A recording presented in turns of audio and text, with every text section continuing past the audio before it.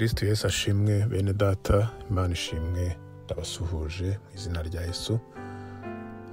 Imana ishimwe yaduhaye ijambo ryayo, Imana ishimwe iduha gusobanukirwa no kwiga ijambo ryayo, kandi ikatwongera imbaraga muri uyu murimo, muri ibi bihe bitoroshye. Nahoze nsoma mu ijambo ry'Imana mu byakozwe n'intumwa, nkareba ukuntu intumwa zakoraga, nkareba ukuntu abanditsi n'abatware bazirwanyaga, nkareba ukuntu babafungaga, nkareba ukuntu mu bikorwa byabo ariko nubwo babarwanyaga n'ubwo babafungaga ariko barabatinyaga kuko babonaga hari izindi ngufu bafite, babonaga ari abantu badasanzwe. Mu ruhande rumwe bakavuga bati aba bantu ntibize, aba bantu ntago bize byinshi nkatwe, bakabafata nk'insuzugurwa, ariko babona ibyo bakora bagatinya, babona ibyo bakora bakabona ahubwo barabarenze. Nakomeje gusoma rero nkabona rwose ibi bihe intumwa zari zirimo, nkabona natwe bitwegereye, nkabona muri iyi minsi nabwo hari abantu bafatwa nk'insuzugurwa, hari abantu bafatwa nk'abaswa, ariko abo bantu bafite Yesu. Hakaba ariko n'abandi bantu bishushanya nk'ababwiriza ubutumwa bwiza bwa Yesu Kristo, ariko ukaba wabibazaho. Bene data, izi ntumwa zashiraga amanga zikavuga Yesu, zikavuga uko yazutse, ndetse abizera bakaba benshi, bikageraho rwose nabonaga Petero na Yohana aho bavugaga ubutumwa, abagera ku 5,000 bavuga yuko bari abagabo batanabariyemo abagore, bagakizwa, bakizera bagakizwa. Bituma nibaza cyane, ndavuga ntese muri uyu mwanya, muri uyu munsi, muri iyi myaka turimo, ese ninde wahagarara nk'izi ntumwa? Ninde wahagarara nk'izi ntumwa agashira amanga? Bene data, ndagira ngo tujye dusoma ijambo ry'Imana ariko tunaritekerezeho, turyuze nka kwa kundi tuvuga ngo ni ukuryuza. Turisesengure, twumve muri twebwe mu mutima wacu, twibaze, tuvuge ngo ariko ab'iki gihe ko ari Yesu bavugaga, aba kino gihe nabo ni Yesu bakivuga koko? Umuntu avuga ubutumwa, umuntu akakora byinshi, agakoresha ibiterane, akagira gute, ariko ukabona hari abari kumubona nk'aho rwose shwi. Aba rero bo bageze igihe bajyanwa no mu nkiko, bajyanwa no gufungwa, ariko bakongera bakavuga bati abantu ntacyo tubashinja, ahubwo aba bantu bafite indi mbaraga, hari indi mbaraga babonagamo. Ariko se mwene data, ni iyihe mbaraga ikugaragaramo? Nibajije ndavuga ni iyihe mbaraga? Ni iyihe mbaraga we muvugabutumwa, we mupasiteri? Ni iyihe mbaraga we muhanuzi? Ukureba akwibazaho ngo barabarebaga bakabona ari abaswa, ngo bakavuga bati abangaba ni abaswa, ariko se ibyo bari gukora ukugushira amanga ko tubona ahubwo ari abanyembaraga? Ese hari umuntu ukureba koko akabona uri umunyembaraga umuteye ubwoba? Cyangwa arakomeza akakureba nk'uko umeze mu mubiri koko, imbaraga ikurimo ntigaragare, cyangwa niyo mbaraga ntayikurimo? Ikindi ngo naje gusoma nsanga mu gice cya 5 aho ngo uwari wizeye bari bahagararanye,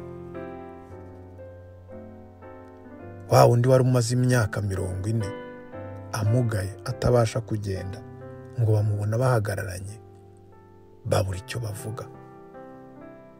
Icyo ni igihamya cyabo, icyo ni igihamya cy'imirimo bakoraga, icyo ni igihamya cya Yesu wakoreraga muri bo. Ndetse baravugaga bati wa wundi mwabambye, wa wundi mwashinyaguriye, niwe uri kudukoresha ibi, niwe uri gukora ibi, nta nubwo ari twebwe. Ni imbaraga ze, ni izina rye riri gukora ibi ngibi. ndibaza nese bene data, hari igihamya tugendana dushobora kujya ku ntebe y'urubanza badushinja, icyo gihamya kikivugira tutagombye no kubumbura akanwa? Yesu nashimwe.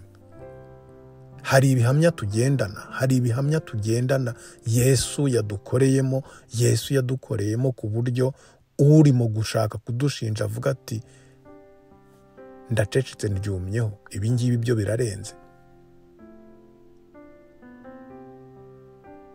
Abemeye Yesu, abagendana na Yesu bagomba kugira ibihamya. Yesu nashimwe.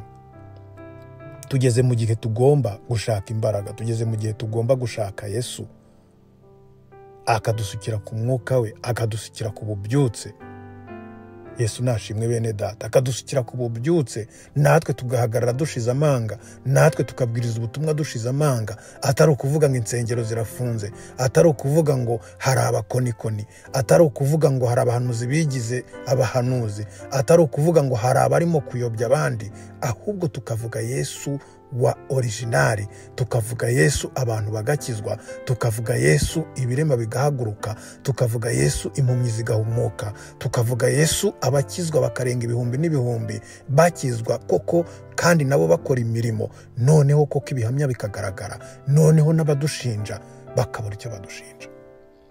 Ariko iyi minsi uhanura ari guhanura, ariko inyuma yaho kugira ngo haboneke ibihamya, ahubwo haboneka ibimushinja by'ibyaha byinshi kurusha ibyo avuga kuri Yesu.